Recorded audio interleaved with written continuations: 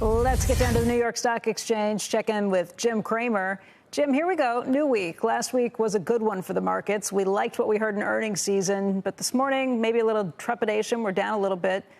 I guess the question becomes, what do we hear when we really get into the full heat of earnings season? You think it'll be more good news? I think it will be. I think that this is a kind of a fulcrum week, Becky, because historically, going back for 23 years, next week is the week that the market has started to go up between here and year end. But we have to deal with this oil. And I know that every time I hear $100 oil, I know that numbers have to come down in the future. But I'm not, look, I think things are okay. I think that when you saw Goldman blow out last week after all the banks doing well, the banks tend to be a pretty good arbiter of what's going to happen.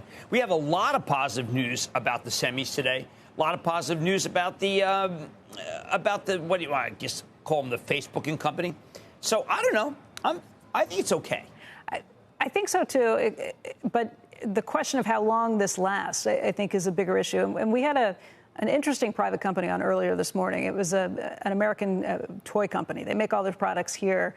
And it was what he said that I've been kind of noodling about all morning, just that they are paying about 50% more for labor costs now, and they still can't get enough people to fill all the jobs that they have open. There's huge demand coming in. They're not stuck at the ports, but they are paying more in terms of what they're paying for plastic because of all the issues, again, with energy and how those prices have gone up.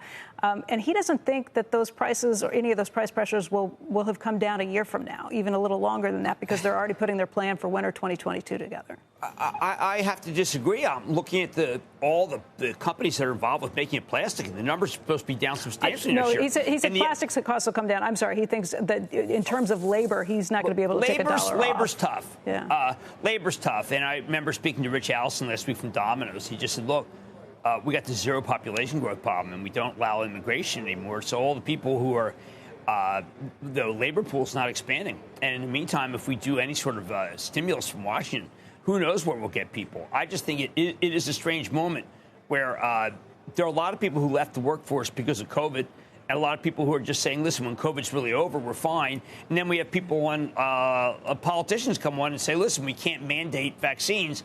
And then we have important, great people who are dying of COVID. So I don't know. I think COVID is still very much in the mix.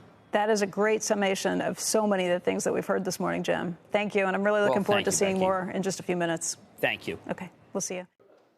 Shepard Smith here. Thanks for watching CNBC on YouTube.